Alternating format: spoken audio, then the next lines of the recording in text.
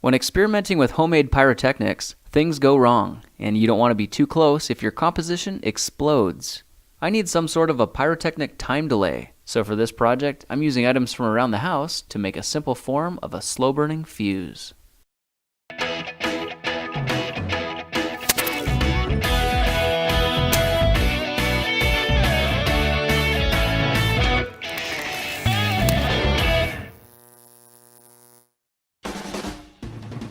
If you've seen my videos on making rocket fuel and smoke flares, you'll probably recognize these ingredients. This time I'm mixing up 36 grams of my stump remover with 24 grams of white table sugar. This gives me a 60-gram composition that needs to be shaken up vigorously. I have a preheated frying pan set at medium heat so that when I add 1/3 cup of water, it boils instantly. At this point, I'll slowly sprinkle in the 60-gram mixture because I want this all to dissolve. I can stir that in with a spatula, and because the water is so hot, it dissolves completely. That'll need to sit for a minute to heat up and let the water boil out, so it's a good time to prepare my cord. This is 100% cotton yarn, and I'm going to be using about 12 feet of it. Okay, the water's boiled down to the point where the slurry is getting very frothy, which means this solution is super saturated. It's time to add the yarn into the mix to soak up the chemicals. As the last bit of water continues to evaporate out, it's important that every bit of yarn is absorbing an equal amount of the solution. Holding on to one end will help prevent the yarn from knotting up when I pull it out. This gets transferred onto a cookie sheet using a pattern resembling a sine wave. And with about 6 turns on each side, the yarn is evenly spaced and fits perfectly. Now this goes into an oven set to 300 degrees for about 20 minutes. And while the cord is still hot, I can nudge it slightly to prevent it from sticking to the pan when it cools later on.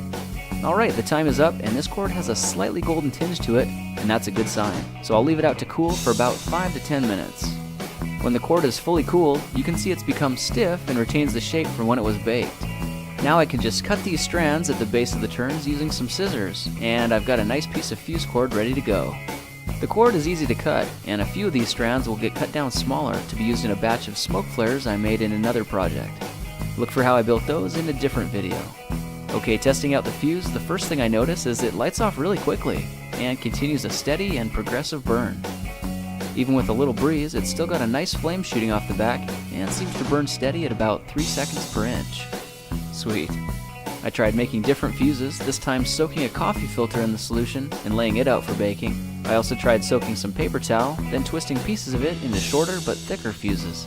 After they were baked, they were very dry and very rigid. I cut a strip of the coffee filter first and tested it with a rock on top to see if it would fizzle out when it lost contact with the open air. Surprisingly, it continued to burn on underneath the rock and kept on burning right out the other side.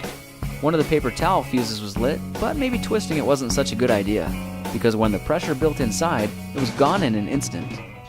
I tried another one and got pretty much the same result. When this one was lit without anything holding it down, it went airborne.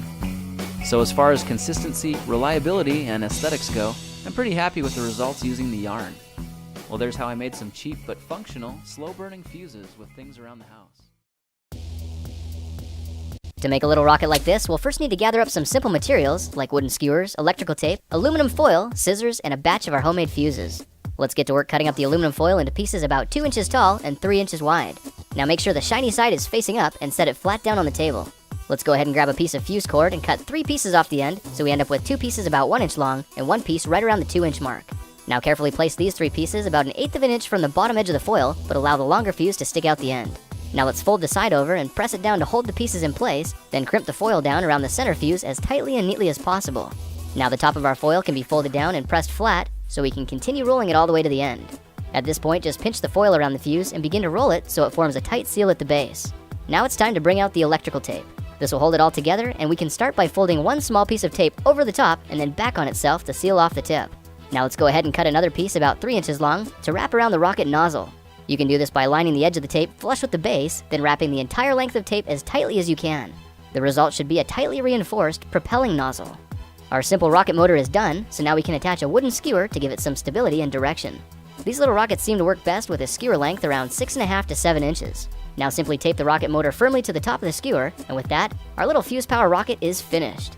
You can tell if it's ready by laying it sideways over your finger just below the rocket nozzle. If it balances, that means you're good to go. The skewers are naturally sharp on the bottom, which makes them fairly easy to stand upright. And when you're ready for launch, go ahead and light the fuse. You can see when the fuse works its way up into the rocket motor, the extra fuel catches fire and builds up so much pressure that it shoots the rocket skyward.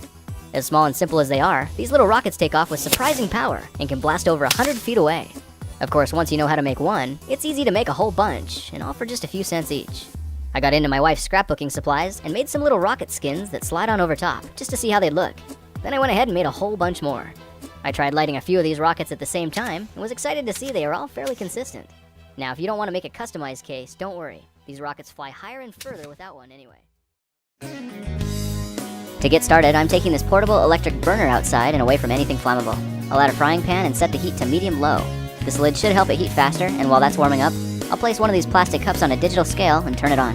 When the scale has zeroed out the weight of the cup, I'm ready to measure portions of these two ingredients.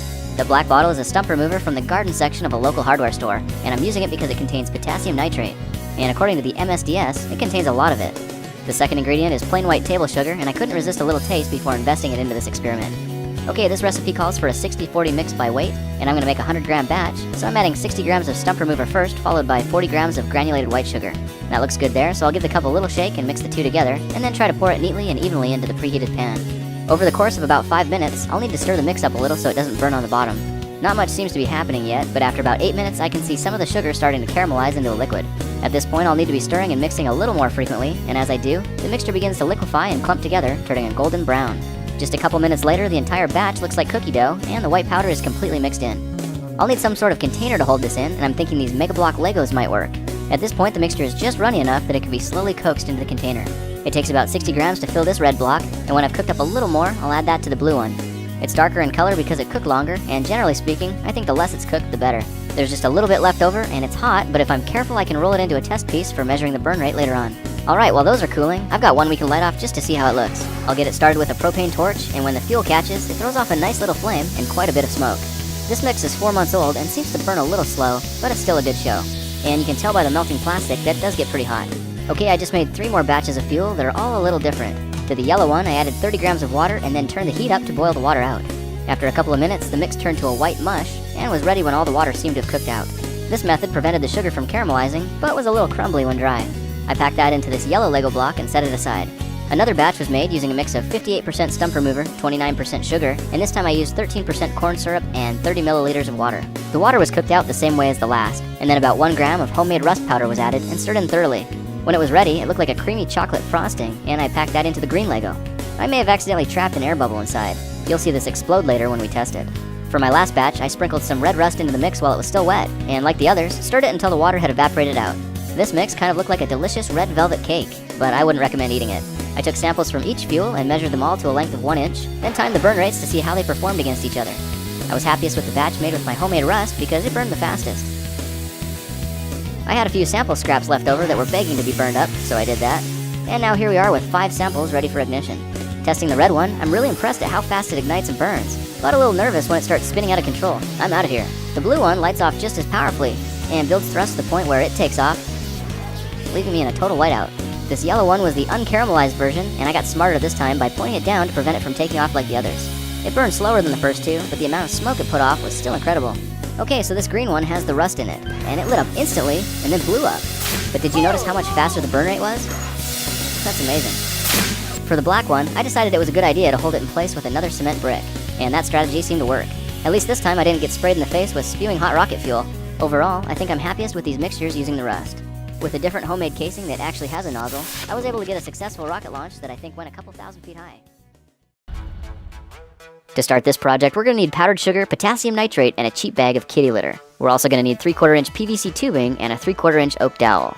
This is schedule 40 PVC, and you can see I've cut the tube into sections 5 inches long exactly. The dowel is twice as long as that, and you can see if we push it inside the tube, it's actually a pretty good fit. This will be a ramming rod and a template as well, and the markings you see on the stick are designed to make the simplest form of an E45 equivalent rocket motor. The markings are actually in reverse order to how we're going to build it, but you'll see why it needs to be that way in just a minute.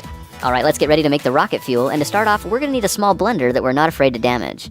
I found this one at a local thrift shop for $5, and the first thing we have to do is measure out 65 grams of potassium nitrate. I typically get mine as a special brand of stump remover, and it's a pretty fine grain to begin with, but you can see that after blending it up for about 20 seconds, it becomes a fluffy white powder that looks a lot like powdered sugar. Now speaking of powdered sugar, we're going to need some of that next. So let's zero out our scale and add exactly 35 grams of sugar to the mix. At this point, the powder is a pyrotechnic composition that could ignite with too much heat. So instead of mixing this up with a blender, we're going to have to shake it by hand for about 3 minutes. This should give it enough time to blend completely, and that's important because we need this white mix to be as intimate as possible. Alright, our rocket fuel is finished, so let's transfer it to another container to free up the blender, because now it's time to bring out the kitty litter. This 7-pound bag was only 98 cents, and surprisingly, the cheap kind is the best kind because it doesn't have any fragrances or dyes added to it. It's just a big bag full of bentonite clay, which is probably why the stuff is as cheap as dirt. Alright, let's throw a handful of clay into the blender for 10 to 20 seconds so it grinds into a powder. Holding the blender at a bit of an angle helps mix it better and reduces the load on the motor as well. Now when it's time to remove the lid, it's important to wear a mask or do it outside because you can see the powder is so fine it escapes like a gas, and it's not really good to breathe this stuff in. Okay, we've got everything we need, so let's get to work putting it all together. Place one of the PVC casings on a slab of concrete and drop in 1/3 of a tablespoon of kitty litter.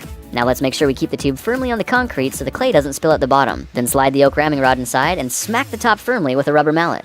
It's going to need about 5 to 10 good whacks to compact it as tight as we need it, and you can see it'll make a nice little clay plug at the bottom of the tube. Let's repeat this process 2 more times until the plug is 3/4 of an inch thick, which you can see is conveniently indicated by the marking on the stick. If too much clay gets packed in, no worries. You can just twist the dowel around a few times to loosen the top layer, then pour out the extra clay until it lines up perfectly. At this point, we're ready to add the white mix. This stuff is extremely light and fluffy, so it's important to push the ramrod down very slowly. Once it's compacted by hand though, we can ram it with the mallet just like we did the clay until the rammed white mix lines up perfectly with the next marking. The last step for this simple motor is a kitty litter end cap. This will be 3/4 of an inch thick as well, the same as the one we made before, but here you can see there's still little room left in the tube, and you'll see what that's for in another project video. Okay, our rocket motor is just about finished. The only thing left to do is make the nozzle. For these motors, I use a 7/32-inch drill bit, which happens to be the exact length and width we need to turn this rammed powder tube into a core-burning rocket. Now to gauge the depth on how far in to drill, we can use the markings on the ramrod to measure exactly where the white mix ends, then mark the drill bit at the point where it lines up with the clay. Now it's really important to drill this out very slowly and carefully, because remember, this is a rocket motor and you don't want to set it off by accident. I'm drilling mine out by hand, so it's easy to control any heat generated from the friction.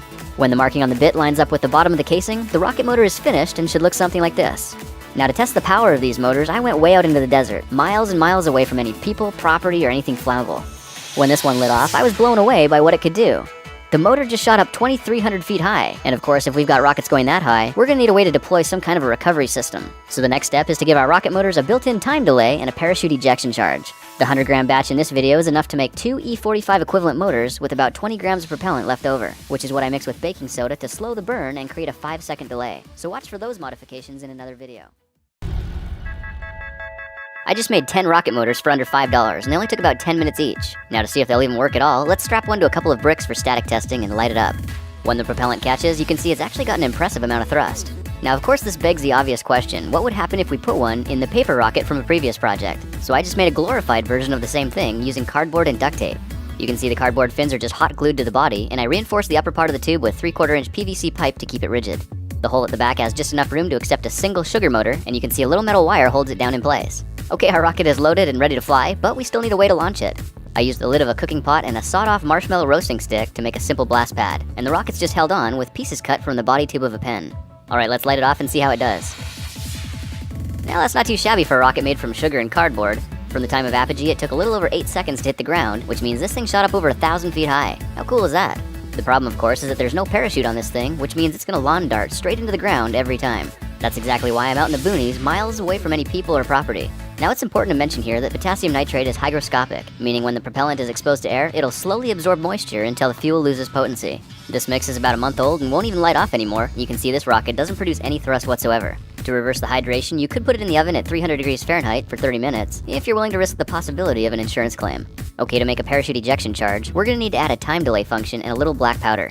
I just made this one out of acrylic so you can see exactly what'll be happening inside the motor during launch. You can see that when the white mix ignites, it burns incredibly fast, then stops suddenly at the black mark where the delay mix begins. This amount of powder should give about a 5-second delay, then ignite the ejection charge, which you'll see how to make in just a minute. Now the recipe for delay mix is so incredibly simple. All we need to do is separate 20 grams of the white mix made in our sugar rocket project and add 15% baking soda by weight, which in this case brings the mix up to 23 grams total. Put the modified mix in a container and shake it around for about a minute to blend it together as much as possible. And that's it. Just by adding a little baking soda, we've modified the rocket propellant into a fairly reliable time delay mix that'll burn 1 second for every 1/16 of an inch. I typically use a 5-second delay on my motors and ended up making a new ramrod to fit that profile. It should be obvious that the delay mix goes in after the white mix, but before the kitty litter end cap. The last step is the ejection charge, and for that we need a little black powder and a small drill bit. The bit I'm using is a 332-inch bit, and using the modified template we can gauge how deep we'll need to drill through the clay plug to expose the delay mix underneath. This will need to be drilled out by hand the same way we did the nozzle in the sugar rocket video, and it's important to watch carefully for a trace of white powder on the tip of the bit. This is our confirmation that we're all the way through the clay. So to finish up, let's drop a bit of black powder down the hole, cover the clay plug a few grains deep, then compact it with a few taps from the wooden rod. This compacted ejection charge should hold firmly in place, and the modified rocket motor is finished. Now using another acrylic motor, you can see that the instant the burn hits the delay mix, it stops suddenly and burns dramatically slower for about 5 seconds. When it reaches the black powder though, the charge ignites with enough power to push out a parachute. The delay can be adjusted for any length of time we need, and the rule of thumb is a 1/16 of an inch per second. For this video, I'm going to show you how to make a handful of remote-controlled electric igniters from things you already have around the house. It'll ignite fireworks safely and from a distance, or launch your homemade rockets with the simple press of a button. To start this project, you'll just need a book of paper matches, some tape, and an old cell phone charger. Chances are you have a spare charger somewhere in the house, but if not, you can easily find them at thrift stores for about $1. Now get to work with a pair of scissors and carefully chop the head and charge controller off the cable, then cut it up into smaller pieces around 2 inches long. If we remove the outer jacket, you can see there are 2 insulated wires inside made of very thin stranded copper wires. And for this project, the thinner the wires are, the better the igniters will work. Now we don't need the outer sheathing at all, so go ahead and pull the wires out and strip the other ends down about 1/2 inch. Carefully single out one copper strand from the bundle of wire and pull it off to the side. And now the other frayed wires are all garbage, so just twist them together and use a pair of scissors to snip them off at the base. Now let's take a close look at the other wire. If it has nylon cording mixed in with the copper strands, you need to get rid of it, and the most effective way to eliminate it is to lick it with a flame from a candle or a barbecue igniter. Now hold the 2 cables side by side about 1/4 of an inch apart, then twist the bridge wire from the first cable so it binds together tightly and meshes in with the other strands. This will ensure the bridge wire has great electrical contact and should prevent it from unraveling. To hold the wires in place, simply lay a small piece of tape on the table so it's facing sticky side up and press the wires down into the center. Now make sure the bridge wire is poking out around 1/4 inch from the top, then bend the excess wire back and press it down beside the wires on the inside. Alright, the igniter leads are completed, so let's take a quick break from all that and spend some time modifying the match heads. Take the matches one at a time and carefully slide them down the edge of a sharp pair of scissors. You can see it scores a very small groove right down the center of the tip. Now bring back the igniter leads and line the bridge wire up with the groove in the match head and secure it firmly in place by wrapping one side of the tape tightly over the base of the match, then reinforce it again by firmly wrapping the other half of the tape the other direction. For one finishing touch, it's good practice to burn the nylon strands on the igniter leads as well, then twist them together tightly so they'll make better contact. At this point, your electric match is finished and ready to go to work. To test them out, I tried connecting alligator clips to the leads of the igniter, then running the wires to 2 9-volt batteries in parallel. Now all it takes for ignition is the press of a button to complete the circuit, or in this case, a touch of the wires to the battery terminals. The matches light off because when the circuit is completed, over 6 amps of electrical current surge through the tiny bridge wire on the top, and the electricity gets the wire so hot it ignites the chemicals in the match head, causing it to burst into flames. And you can see that all happens very quickly. Now just for fun, I got an old N64 controller and converted it into a rocket launch controller. So now I can launch homemade sugar rockets with the press of a button. Look for how I made this in another project video. For this project, I'm going to show you how to hack an N64 game controller into a rocket launch controller that'll ignite fireworks up to 30 feet away or launch a rocket the moment you say so. Here we go! Let's start this project with a Nintendo 64 game controller. I chose yellow because this way it'll match the randomizer rocket I'll show you how to build in another project video. Keep an eye out for that. Now if we flip the control over, you'll see there are 9 screws holding the 2 halves together, and all it takes to remove them is a small Phillips head screwdriver. Make sure you save the screws in a really safe place because we will need them to put the controller back together at the end. With the screws removed, let's separate the 2 halves and take a peek inside. You can see the upper half is the more complicated side where all the buttons and electronics are, so let's just leave that alone for a second and work on the bottom half instead. Grab a pair of pliers and look for the plastic support where the A button goes, then grip it firmly and tear it off because we don't need it. While we're here, let's rip the top off the housing where the controller packs go as well. It'll all make sense in just a second. Now it's really helpful to file and grind down the little ridges on the inner walls of the slot and clean up the rough edges where any plastic got removed. It'll take a bit of work, but when all the walls are relatively flat and you've smoothed down most of the rough edges, you'll find that you can push 2 9-volt batteries inside and they fit perfectly. That means we can make an improvised power pack to keep the whole system portable and self-contained. Okay, we're finished with the bottom half of the controller for now, so let's move over to the top side. Go ahead and rip the circuit board right out of the casing, but make sure you keep all the buttons in a safe place so you don't have to waste time looking for them later. I removed the 3 small screws that hold the thumbstick assembly to the casing, and as you can see, the whole thing just pops out now in one piece. Before we start modifying this unit, there are a few quick adjustments that need to be made to the underside of the casing, like breaking off the plastic ridge right above the start button area, and tearing off the support walls where the A button used to be. This will free up some space for a few new components. Now we also need to drill a couple holes in the top, so I'm using a 15 64-inch drill bit to cut a hole directly in the center of where the Nintendo logo would normally be, and a 332-inch bit to cut a sound hole just below that. At this point, the upper casing is completely finished, so let's get back to modifying the thumbstick assembly. Only one screw holds the assembly together, but you need to be extremely careful when removing it because the whole casing is spring-loaded and it'll try to burst open on you. It'll be a lot easier if you don't let that happen. The bottom part of the assembly is where the trigger button used to be, and our goal here is to replace it with a momentary push button switch. Of course, that means we'll need to cut a space for it. I tried using a 5/16 inch bit to carve a channel halfway through the casing, which apparently keeps the brackets for the circuit board intact while creating just enough room to accommodate the button on the inside. Now if we dig up the original Z button circuit board and cut a 5/16 inch hole straight through the contact pad, we should end up with a hole the right size for our switch. I found this momentary switch in packs of 4 at a local electronics shop. We don't need the cap or the little tip at the end, so go ahead and snap it off with a pair of pliers. Flip the switch over and solder insulated copper wires to each of the terminals for durability and good electrical contact. And when the solder cools, you can see that connecting the button to the circuit board is as simple as pushing it through from the underside, then tightening the washer and the hex nut securely on the top. With the circuit board locked back in place, you should be able to see how this new trigger button mimics the old Z button almost perfectly. Let's go ahead and replace the joystick component so we can reattach the spring-loaded assembly and screw it all back together. With that, the modified assembly is finished, so it can go back into place on the control cover, and we can replace the 3 screws that hold it in position. Now before you do anything else, it's a good idea to put the control casing back together and make sure the new switch aligns with the trigger button. I hooked mine to a multimeter to be extra sure and tested for electrical continuity each time the button was pressed. It seems like everything's working perfectly, so that means it's time to load the controller with a few more goodies. You'll see what all these do in just a minute. I found a red push button that's an awesome replacement for the old A button, and this is going to become the ignition switch for the actual rocket launch. It's got a plastic nut holding it from the backside which keeps it tight and helps prevent it from popping back out. The next step is attaching the buzzer and a green LED. I found that a ring of hot glue around the center hole is all it takes to hold the buzzer right where we need it, and of course it works best if you can line the center up with the small sound hole we made earlier. Now you should find that the sub-miniature green LED makes an excellent fit with the other hole we made at the top, and this one will need to be held in place with hot glue as well because there's no room for the hex nut. Just use a liberal amount of hot glue, and when it cools, that LED won't be going anywhere. At this point, all the major components are installed, so let's solder them together and bring this launch controller to life. I cut up the cord from an old cell phone charger and wired everything together using this schematic. I designed the circuit to run on 2 9-volt batteries in parallel so it has a higher current. The LED and buzzer are set in parallel as well, but only work if the button and the trigger is pressed. When the trigger is pulled, a very small electrical current will pass through the igniter to check whether it's intact or whether it's damaged. If the connection is good, then the small electrical current continues to flow through the circuit, lighting up the LED and sounding the warning buzzer, letting you know that the igniter has continuity and is ready for ignition. Now even though electricity is flowing, it's only around 40 milliamps, and that's not near enough to set off the igniter. It actually needs closer to 2 amps or 50 times more power for proper ignition. If you're ready to launch, keep the trigger pulled and press the red button simultaneously. This opens the electrical floodgates and sends a surge of around 6 amps through the igniter, firing it off instantly. Alright, now that the connection points are soldered and insulated with electrical tape, we've just got a few finishing touches left. Find the circuit board you ripped out earlier and draw 2 lines. One on the bottom side of the controller pack connection, and another that humps up and over the contact pad for the A button. We can make things a little more tidy by ripping all the wires and cords off the board, and if we use a large pair of pliers to grip the slot for the controller pack and give it a good twist, it'll snap right off. Now carefully break off pieces of the board around the A button, then grind down any rough edges with a file to clean it up and make it look a bit nicer. Find the silicone button pad next with the 6 contacts on it, and if you use a marker to draw a line separating out where the A button would be, then simply use a pair of scissors to cut it off, then that's it. We can go ahead and gather up all the buttons now and put the whole thing back together. When the components are back in place, go ahead and lay the modified button pad in position. Now it should make sense why we had to make that cut. The circuit board goes in next to help keep the buttons from falling out and to make sure they look and act like normal. Now before we screw the casing together, there's just one thing left to do, and that's to add 30-foot lead wires so we can ignite the rockets from a distance. And for that, I'm using a 100-foot roll of 24-gauge speaker wire I found at the hardware store. I soldered and taped the wires into position, then tied a knot on the inside of the casing to protect the wire from getting pulled out accidentally. At this point, let's feed the 2 9-volt battery clips through the slot for the controller pack and screw the 2 halves back together. Just like that, our N64 rocket launch controller is completely finished and ready for testing. I hooked up 2 9-volt batteries and pushed them into place, then gathered up a handful of my homemade rocket igniters, which you can learn how to make in another project video. Just for convenience, I attached alligator clips on the ends of each wire so the leads will bite onto the igniters. This way we can hook up and even change igniters within a matter of seconds. Now if the electric match has continuity, then when we press the trigger button, a green light and buzzer come on telling us the system is armed and ready for launch, and pressing the red button next will light it up.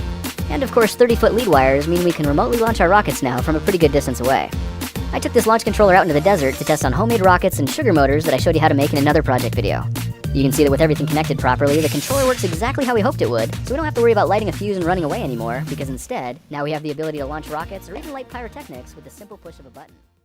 For this project, I'm going to show you how to turn a dollar store tablecloth into a super simple parachute that's easy to make and impressively effective.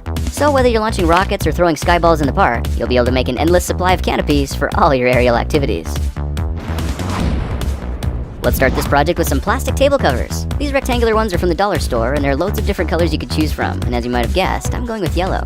If you look closely at the ends, you should see that the material is smooth and folded over on one side, while the other side has all the straight cuts, and it's important to remember which is which.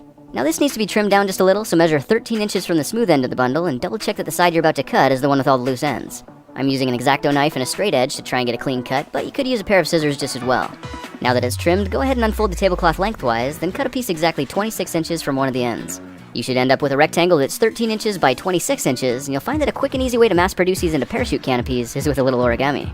Start by folding the rectangle in half to form a square and make sure the bottom right corner has the 4 loose ends. If it does, then put your pointer finger on the corner to hold it in place and fold it point to point, forming an isosceles right triangle. Now measure up 5 inches from the bottom, double checking that the loose ends are on the right side, then go ahead and cut the bottom piece off. And you could use these scraps for making micro parachutes if you wanted to. At this point, unfold your triangle and you'll see a little square chunk missing from the bottom right corner.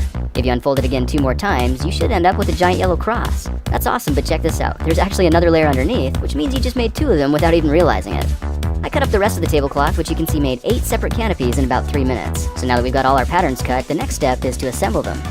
Grab a piece of tape about 2 inches long and press just the upper left section of it to one of the corners like this. Now pull the other corner over and line up the 2 sides so you can tape them together, and you should see the edges match perfectly at the bottom. Alright, let's flip the canopy over and fold the other half of the tape around so we can stick it flat to the inside of the parachute as well. If you do the same thing with all 4 corners, you should see the canopy starting to take shape. Okay, we're ready to rig the parachute cording, and for that I'm using this number 3 crochet thread I got from a local supercenter, but any other kind of string will probably work just as well. I also picked up some 1/4 inch braided elastic cording and a pack of number 7 barrel swivels from the fishing aisle. You'll see what those are for in just a minute. Now our parachutes only need 2 strings about 33 inches long, but in an effort to mass produce them for 8 parachutes at once, I strung out 16 lines in a zigzag pattern, then collected them all together into one long bundle so they could be cut at the same time. It's a good idea to mark both ends of the strings 1.5 inches from the bottoms, because these markings will make it a lot easier when it's time to attach them to the canopy. Cut the strings so they're exactly 33 inches long, and if you did it right, that should leave 1.5 inches on either end of the markings. Now to attach the lines to the parachute, we'll need to cut a small piece of tape and press it onto the string so the bottom of the tape lines up with the mark. Then attach the string to the inside of the parachute by pressing it flat to the plastic cloth, making sure the mark lines up at the very bottom. The bit of string at the top needs to be folded over and secured into place as well, so use a second piece of tape around 2 inches long and flatten the string down over top. Of course, the other end of the string gets attached the exact same way to the corner right beside it, and after you attach the second string to the other side, there's only one thing left to do. Bring 2 of the attachment points together so the marks on either end of the string match up perfectly, then pull the parachute strings completely straight. Now without letting go of the strings, carefully tie a knot near the end. After you've tied the other string the same way, line the 2 loops beside each other and thread them with some of the elastic cording. I found that tying a couple of square knots and pulling them really tight will make sure this connection never comes undone. Now simply trim the excess with a pair of scissors and tie one of the swivel hooks to the other end the same way. If you want, you can even attach barrel swivels to both ends of the elastic cording and make them any length you need. This way, if your lines get tangled to the point of frustration, they'll be easy to unclip and fix within seconds. Now just for fun, I went ahead and made 8 different parachutes with various colored tablecloths and used them to make a colorful set of skyballs. If you launch one high into the air, you'll see a little parachute opens up, which adds another dimension to the fun you can have outdoors. They're super fun and hardly take any time to make, so look for how to build these in another project video. Of course, my favorite way to use these simple chutes is with the homemade randomizer rocket we made in another video, and it only takes a couple of simple modifications to work with these rockets. First, make sure your elastic cording is tied securely to your parachute, then cut it off around 13 inches long. And secondly, instead of 1 swivel clip, I recommend using 2 to be extra sure your rockets come back safely. These simple chutes are lightweight, low cost, and look impressively professional considering what they're made from. Now packing your parachute is as simple as holding it in the center, then squeezing it all together and rolling it up. You might want to fold the material in half and give it another squeeze to get rid of any air, but essentially all you need to do is roll it up and wrap the strings around the outside, which will help hold the bundle together until it deploys. Well, now you know how to convert the humble plastic tablecloth into a boatload of parachute recovery systems, so whether you plan on making skyballs or launching rockets, you'll have a much better chance of recovering them undamaged. For this project, I'm going to show you how to make your own fire-resistant rocket wadding at home. This specially treated material prevents your parachutes from melting during the ejection charge, which is a must-have if you actually plan on getting your rocket back in one piece. But rather than dropping fistfuls of money on commercial recovery wadding, save your cash and make your own with a pinch of household baking soda. For this project, we're going to need a roll of paper towels, a box of pure baking soda, and a little bit of water. Chances are you already have a box somewhere around the house, and if you look on the side, you'll see that all baking soda is sodium bicarbonate. When sodium bicarbonate is heated up, it releases CO2 gas, and you may remember that carbon dioxide puts out fires, which is exactly what we want. Let's get busy making our fire-retarding solution by adding 1 teaspoon of baking soda to a 1/4 cup of water. Give it a good stir for around 10 to 20 seconds, then just let it sit for a bit until everything settles down. When the water turns clear again, it'll be a super saturated solution, and you might see a little white powder at the bottom of the glass. We don't need that, so carefully pour the clear liquid into another bowl slowly enough that it leaves the undissolved powder behind. Now all you need to do is find a single sheet of paper towel and toss it into the bowl for about 30 seconds. Flip it over and double check the liquid soaked all the way through, and if it has, then find a place where you can hang the wet paper towel for a few hours to drip dry, preferably at room temperature or warmer. This amount of solution should be enough to treat 2 full-size paper towels and will take somewhere between 4 and 24 hours to dry out completely. Now check this out. If your paper towel is 2-ply like mine, you can grab one of the corners and pull the 2 layers apart. Just like that, you've got twice as much wadding with hardly any extra effort. To finish up, simply layer the sheets together and cut them into squares roughly the same size as a square of toilet paper, and that's it. You just made 36 squares of fire-resistant recovery wadding for a few minutes of effort and a pinch of baking soda. The best part is, you can make your batches as big as you want, and it only costs you a few pennies, which is way better than the price you'll pay at the hobby stores. Now just for fun, I went ahead and bought some commercial wadding as well so we can open the packs up and see how they compare. Commercial rocket wadding kind of looks like flattened rolls of toilet paper, and funny enough, it's even perforated to tear into little squares as well. The packaging says the material protects recovery systems from hot ejection gases, so let's see what they do when we touch them with a flame. Surprisingly, the sheet actually catches fire and burns up in just a few seconds. Let's compare that to the makeshift wadding we just made with baking soda. You can see it scorches the fabric and turns it black as expected, but the tissue doesn't actually catch fire and won't sustain a flame. Instead, it just smolders slowly until all the wadding is spent or until the carbon dioxide chokes out the embers. Now, baking soda isn't the only option for rocket wadding. In fact, there are all kinds of other fire-resistant materials all around you perfect for the job. I just pulled a couple handfuls of cellulose insulation out of the attic of my house, and flame testing this material, you can see it doesn't catch fire at all, and surprisingly, it won't even smolder. Attic insulation is another cheap and easily accessible option, and is the same stuff I used for capping the ejection charges of my screw-lock sugar motors in a previous project. Look for how to make those from scratch in another project video. Now just for fun, I got a 4-pack of toilet paper rolls from the dollar store and placed each one in a container filled with a baking soda solution. A good rule of thumb for mixing your solution is that for every quarter cup of water, add 1 teaspoon of baking soda. And if you let your toilet paper roll soak for a minute, it'll expand enough that you can reach in and pull out the cardboard tube with hardly any effort at all. Now to make sure the paper soaks up the solution evenly, try putting a lid on your container and flipping the whole thing upside down for about a minute. Save the excess liquid so you can reuse it with your other rolls, then go ahead and lay the sopping wet roll on a plate where it can air dry for a couple of weeks. You could speed the process by putting it in the oven on low heat, but that'll increase your energy costs and might convert it into sodium carbonate, which will make the wadding a little less effective. After about 4 weeks of patiently waiting, you can see my roll is dried out completely, and if you look closely, you might be able to see how the outer layer is crusted over with baking soda crystals, which isn't really a good thing, but watch this. If we simply peel off the crusty outer layer, we're instantly left with a soft and smooth interior. Impressively, this homemade material looks and feels a lot like the name brand stuff from the hobby store, and even tears into small sheets the exact same way. The difference is, our homemade version seems to be a lot more resistant to open flames, and is only a fraction of a fraction of a fraction of the price. Now if you're planning to use homemade recovery wadding for the randomizer rocket made in another video, I recommend using 6 sheets of wadding per launch.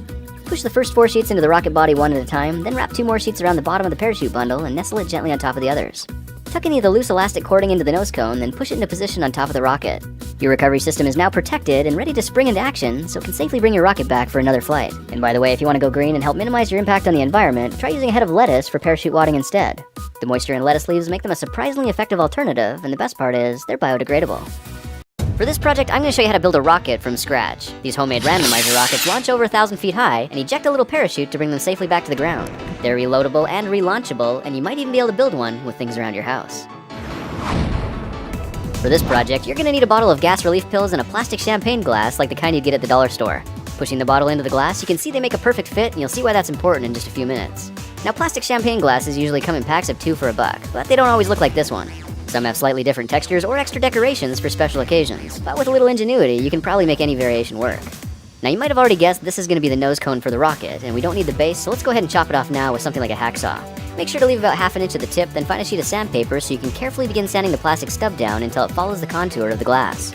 I'm using 150 grit sandpaper, and after a couple minutes you can already see the nose cone starting to take shape and looking a lot more aerodynamic. Now if you go one step further and sand the whole thing with 400 grit, it'll help the paint stick better. But either way, before you paint the nose cone, it's a good idea to rough up the inner wall near the top.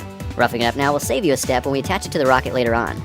Alright, it's time for a paint job, and I went with this yellow gloss spray paint because it's made for bonding to plastics and dries in 15 minutes or less. I recommend going outside and holding it with something like a foam noodle when you spray it, because this way you don't make much of a mess.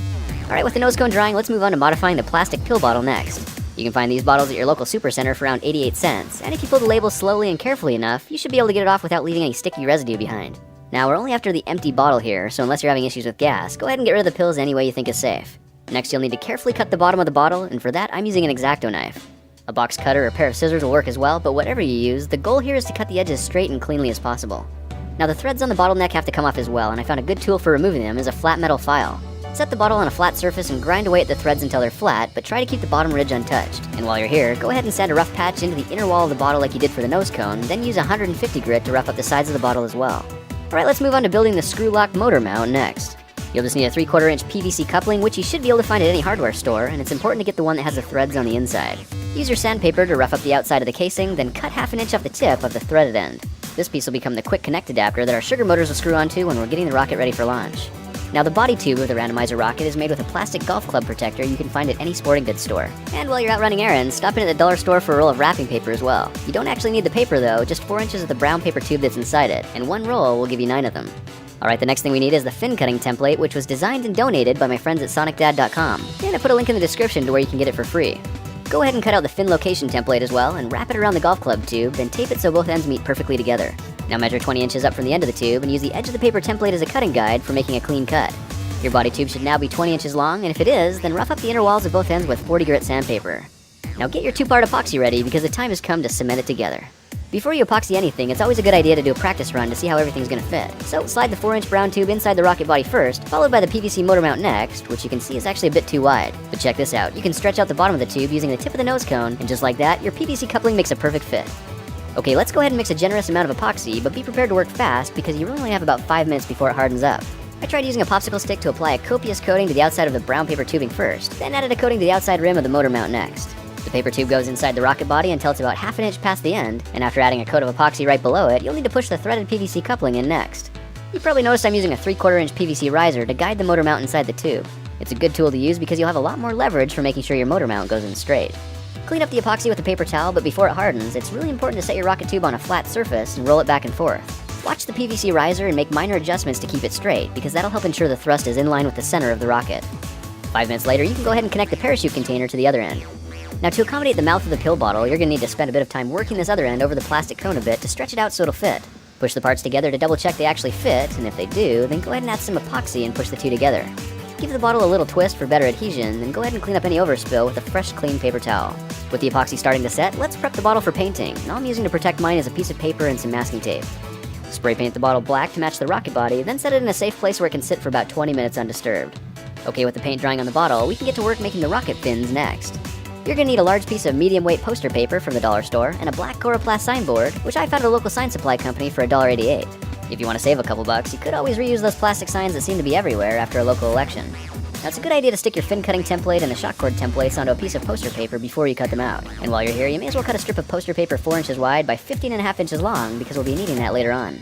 The rocket fins are made out of the signboard, and for best results, I recommend using a black Sharpie, an X-Acto knife, and an old hacksaw blade. Place the template on the signboard so the leading edge lines up exactly with one of the corrugated lines, then make sure it doesn't move. Carefully trace the template with a fine tip marker and make sure you get the little notch there on the side as you do. Now if you use the back of your hacksaw blade as a straight edge, it'll help guide the blade of your knife and give you the straightest and cleanest cuts possible. Do the same thing 3 more times so you end up with 4 fins, and take time to do it right because quality counts. Alright, now that you got your 4 basic fins cut, it's time to add some extra features. Carefully cut out the corrugated rib on the leading edge by sliding your blade along the inside edges. When it's removed, you should be left with an extra deep channel at the top of the fin. Now try to crease the leading edge by sliding your thumbnail up along the top edge of the plastic, and as you do, you should see the tip bend slightly inward. When you've done the same thing to the other side, your rocket fin will have a nice little knife edge point to it. Now to make these fins look extra awesome, let's try adding some stickers to give them a bit of color. I printed these custom decals on a sheet of label paper and sprayed them with a clear, weather-resistant coating, and when they're folded over the leading edge and pressed down flat on both sides, they're finished. You can see how adding decals will give your fins a really clean and professional look, as well as keep the edges sharp and aerodynamic at the same time. Okay, with all the fins finished, there are just a couple things left to do to get our rocket ready for flight. Cut off a piece of scrap signboard the same width as your hacksaw blade, then pull the guts out of a plastic disposable pen and cut them all into 1-inch pieces. You'll need 2 of each, so set them in a safe place, then bring back the body tube because this is the part where it all comes together. Roll up the 15.5-inch piece of poster paper you made earlier and shove it down inside the tube, making sure it overlaps slightly and locks into position just underneath the rim of the pill bottle. Now if you still have your fin location template on the tube, slide it to the bottom so it's about 1 inch above the motor mount, then use your Sharpie to mark the top and bottom of each line. Remove the template and use your hacksaw blade to carefully scratch straight lines of the plastic in line with the marks you just made. And while you're here, it's a good idea to scratch 2 more grooves at 1 inch and 12 inches from the bottom, exactly in line with each other and perfectly centered between 2 fins. Just for fun, I tried heating up a screwdriver and poked holes into the plastic where the fins connect. This simple modification will bind the rocket body to the fins, making sure they don't come apart without a fight. Alright, the time has come to grab a hot glue gun and stick everything together. Look closely at your fins for the little marking you made when you traced it out and line it up exactly with the bottom of the rocket tube. Add a dribble of hot glue from the marking on the fin all the way down to the tip, then add another bead of glue along the line you scratched into the rocket body. Now double check the marking on the fin is at the back of the tube and carefully press the base of the fin into place and hold it securely for 20 to 30 seconds. Do the same thing with the other 3 fins, then take a look from the back to see if they're straight and in line with each other. If they are, then go ahead and attach the launch lugs next. I glued the 1-inch pen pieces to the signboard scraps first, then glued the improvised lugs to the other 2 markings scratched into the body tube earlier. Before your glue hardens, make sure the pen tubes are perfectly in line with each other simply by looking through one end and checking the symmetry. At this point, you can add the body tube stickers, which I like to center along the upper launch lug. The last sticker goes around the base of the rocket just above the fins, and with that, you're just about done. All that's left to do is attach the parachute and the nose cone. I got some 1/4-inch braided elastic cording from the craft section of a superstore and tied a simple knot into the end so it formed a loop. Now the tighter you can pull the knot, the better it'll hold, and to clean it up a bit, just use a pair of scissors to trim off the excess. Measure and cut the other end at 8 inches, then go ahead and lay a bead of hot glue down the center of one of the poster board reinforced shock cord mounts. The open end of the elastic cord needs to be pressed into the glue so it stretches across 2 of the squares, and it's helpful to lay 2 more beads of glue along either side of the cording so you can fold the end piece into the center, trapping the cord and glue inside. Fold it again so you're left with a single square, then press it together firmly to finish it off. This 8-inch cord is the one that attaches to the nose cone, so add a liberal amount of hot glue to the back of the pad, then press it to the rough patch on the inside wall of the nose cone until the glue cools. Do the exact same thing with the other shock cord mount, but this time use a 16-inch piece of cording and mount it to the inner wall of the plastic fill bottle. The very last step is to add one of the parachutes I showed you how to make in a previous project. These simple chutes are made from dollar store table covers and not only work for the randomizer rocket, but can be used to make skyballs as well. I made 8 of them for $1, and I'm confident you can as well, so look for how to make simple chutes and skyballs in other project videos. Now the parachute attaches to the rocket with 2 swivel clips for redundancy, so you'll need to thread the loops from the rocket body and the nose cone over the 2 hooks, then close them up. With the cords attached and double checked, go ahead and fold your parachute up by grabbing it in the center and pushing all the air out first. I folded mine in half, then rolled it up to the strings and held the bundle together simply by wrapping the lines around the outside of the chute. But before you push the parachute into the rocket, make sure to use about 6 to 8 pieces of rocket wadding first. This will help protect your parachute from the blast of hot gases that shoot out during the ejection charge. And of course there's a cheap and easy way to make your own rocket wadding with paper towels and baking soda, which I'll show you how to do in a separate project video. With your parachute tucked snugly inside, simply collect up any excess cording and push it into the nose cone, and then gently slide the cone into position at the top of the rocket. With that, you're finished. You just built your own homemade rocket from scratch. So let's go see what it can do. Your randomizer rocket is designed to be powered with the screw-lock sugar motors made in a previous project. However, a safer and more reliable method is to use commercially available rocket motors like an ST's D12-3 or an E96. Commercial rocket motors are a lot more expensive, but they're probably the better choice for amateur rocketry, especially if you're just getting started. And remember, your rocket will shoot over 1,000 feet high and can take up to 5 minutes to float back to the ground. So make sure to use common sense where and when you launch, because any project you try is at your own risk. Well, now you know how to convert a plastic champagne glass and a handful of other random materials into a powerful randomizer rocket. And if you try making a whole bunch at the same time, you might be surprised to find out they only cost about $5 each. For this project, I'm going to show you how to build a custom rocket launching blast pad. You'll find these don't cost much to make, but they're still impressively durable, portable, and will launch a rocket any angle you point it. Let's start this project with some common sprinkler parts. These are 3/4 inch PVC fittings, and you should be able to find them all at your nearest hardware store. We'll also need a 1/4 inch by 1.5 inch fender washer and some 1/4 inch by 1.5 inch hex head leg screws. In reality, you'll only need one, but it's good to have a couple spares on hand just in case you want them. Now the body of our launch pad is made with 3/4 inch PVC tubing, and you'll need 4 pieces that are 12 inches long. These other 15 pieces are exactly 2 inches each, and I cut mine from the leftover tubing so they didn't cost anything extra. 2-inch tubes work really well for prototyping because, as you can see, they'll join any 3/4 inch fittings together in an instant. Okay, let's go ahead and dry fit all the pieces together just to double check we have all the pieces we need at all the right measurements. When everything's assembled, the body of your launch pad should look something like this. Gluing any pieces together is completely optional, and in all honesty, you don't really need to. But just because we can, I'm going to use a little PVC glue to make a few parts on mine a little more permanent. I chose to glue the launch pad together in 5 separate segments like you see here, because this way it'll easily come apart so we can store it later when it's not being used. Now before we apply any glue, it's really important to make sure all the components are flat and aligned properly. The easiest way to do that is by pressing them down on the table. When you're confident you can keep them straight, go ahead and glue the components together in the usual way by following the directions on your can of PVC glue. And it's a really good idea to have some kind of paper or drop cloth covering your table because this chemical glue is nasty stuff and can eat the finish right off your work surface within seconds. Give the connections about 5 minutes to cure, then go ahead and fit the 5 segments back together to see how they look. Hopefully you got it right on the first try because at this point there's no going back. Now check out what we can do at the top. Push the head forward, then pull it all the way back and swivel it around 360 degrees. If it does that, then congratulations, your swivel head is working and you're ready for a blast pad. I went to a local thrift store and picked up a variety of different pot lids and serving plates for around 50 cents each, so I'm confident you can find something similar for around $1 or less. Pot lids are an awesome choice because when the handle's removed, you can see there's already a hole drilled exactly in the center. But for mine, I'm going with this serving tray instead because I like the contour and look of it better, especially when it's flipped upside down. Now the blast pad needs a hole drilled in the center of the plate, so eyeball it as best you can, then drill a hole 3/16 of an inch wide. We need to drill the same kind of hole through the top of the PVC cross as well, right in the center, because this is where the blast pad is going to get connected. And before going any further, let's just make sure this plate is actually going to work by setting the blast pad in position and securing it to the PVC assembly with one of the leg screws. The threads of the screw should bite tightly into the PVC, sucking the plate down against the plastic cross snugly enough that it won't move. But if for some reason you end up stripping the screw holes or just want it even more secure, you can still add another screw on either side by securing them into the crossbeam below. Now that we know the lid fits, it's a really good idea to add a 1.5 inch fender washer to the center of the blast pad because it's made of steel and it'll help dissipate the heat. Most pot lids are made of aluminum and there's a chance the blast from a rocket motor will burn a hole right through it, but a fender washer on the top will block the heat and solve the problem before it starts. With the screw and washer in place, mark a dot 1.5 inches from the center and in line with one of the arms of the PVC cross underneath. This hole will be for the launch rod, and before you drill it, take a good look at it from the side to make sure everything's in line and centered. You'll need to go all the way through the top and just a tiny bit into the bottom, but be very careful you don't go all the way through. If you did it right, you'll be able to push a stick or a rod through the hole and position it into the groove at the bottom, effectively locking it in place.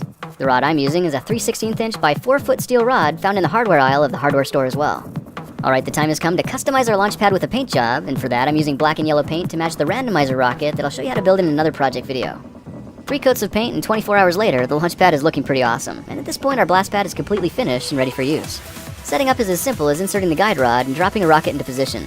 Here you can see the nozzle of the rocket lines up perfectly with the fender washer, and if that ever gets damaged for some reason, it's super cheap and easy to replace. Alright, to test it out, I took my system to a launch site and dropped one of my randomizer rockets into position.